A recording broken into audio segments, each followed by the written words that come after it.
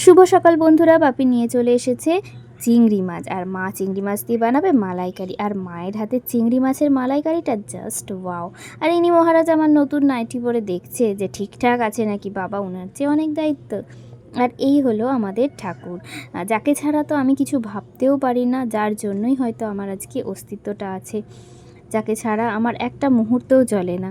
আর এই যে বনের শোকেসটার ওপরে না অনেক দিন অগোছালো হয়েছিল, ভাবছিলাম গোছাবো, কবে গোছাবো। তো যাই হোক, সব কিছু পরিষ্কার করে বোন বললো, দিদিভাই তুমি একটু গুছিয়ে দাও।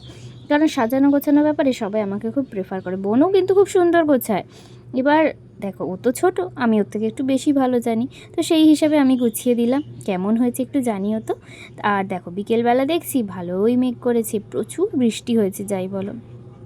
আর এই যে গাছে এই পাখিগুলো তো পুরো রাস্তায় পটি করে পুরো সাদা করে দিয়েছে, যেই নিচ থেকে যাবে তারই গায়ে পড়ে যাবে।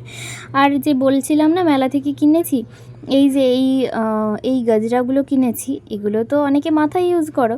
আর মা কিনেছে তার জগন্নাথ, বলরাম আর সুভদ্রাকে পরাবে। আগেও তো মেলাতে কিনেছিল, তো সেগুলো চেঞ্জ করে আবার নতুন পরাবে বলে মা কিনে নিয়ে এসেছে। আমিও কিনে নিয়ে গেছি ঠাকুরকে পরাবো বলে। এগুলো কিন্তু মায়ের বুদ্ধি, আমার বাবা এত বুদ্ধি নেই। এইসব কিছু কিছু বুদ্ধি আমাকে মাই দেয়।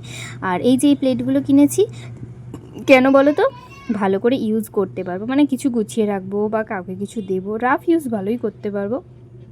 জানি না কি করব, মোটামুটি কিনে নিয়েছি, খুব সুন্দর লাগছে তাই না বলো। আর কিনেছি এই দুটো কাপ, একটা বোনের একটা আমার। ও, আমার বলাটা ভুল, এখন যাই হয়, একটা বোনের আর একটা গোল্ডের। ওরা দুজনেই তো কিউটি, তাই দুজনের জন্য এই সুন্দর দুটো কাপ কেনা হয়েছে। তো যে যেমন ইউজ করবে। আর এই কিনেছি আমি ডল হাউসটা। আর কেমন লাগছে বলো তো, পিঙ্ক কালার তো আমার অলওয়েজ ফেভারিট, পেয়েও গেলাম পিঙ্ক কালার। তো দেখো, আমার তো খুব কিউট লাগছে। আমি গিয়ে এটা ভালো করে সাজিয়ে রাখবো। আর এতে কিন্তু টাকা পয়সাও রাখা যায়, বুঝতেই পারছো তো। আর বোন বিকেলবেলা বানিয়েছিল একটু চিজ দিয়ে ম্যাগি, ওর স্টাইলে, ও যেমনই বানিয়েছে তাতেই, মানে মা একটু হেল্প করে দিয়েছে, কারণ আমি গোলকে খাওয়াচ্ছিলাম। তারপরে বানিয়ে ও খেতে বসে গেছে আর আমাকেও দিয়েছে, আমিও খাবো, আর সাথে গোল্ডেরও খাওয়া নিয়ে নিয়েছি।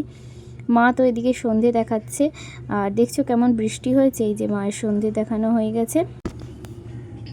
আর একটা ভালো কীর্তি দেখায়, মা যখনই প্রণাম করে গোল ঠিক বুঝতে পারে, ছুটে গিয়ে মায়ের পিঠের ওপর এই রকম বসে থাকি। কি আর বলবো বলো, কেমন দুষ্টু বলো। তারপরে মা কিন্তু আমাকে একটু চাও করে দিয়েছে, আর আমার বিস্কুটটা নিয়ে নিয়েছে ইনি মহারাজ, হাতেই ধরে বসে আছেন, খাবেন না কারণ ওনাকে তো আমি খাওয়াচ্ছি অলরেডি।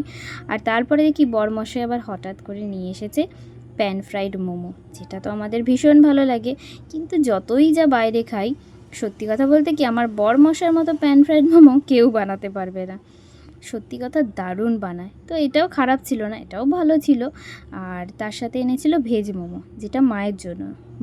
মা একটু ভেজ মোমোটা খেতেই ভালোবাসে, চিকেনটা খায় না।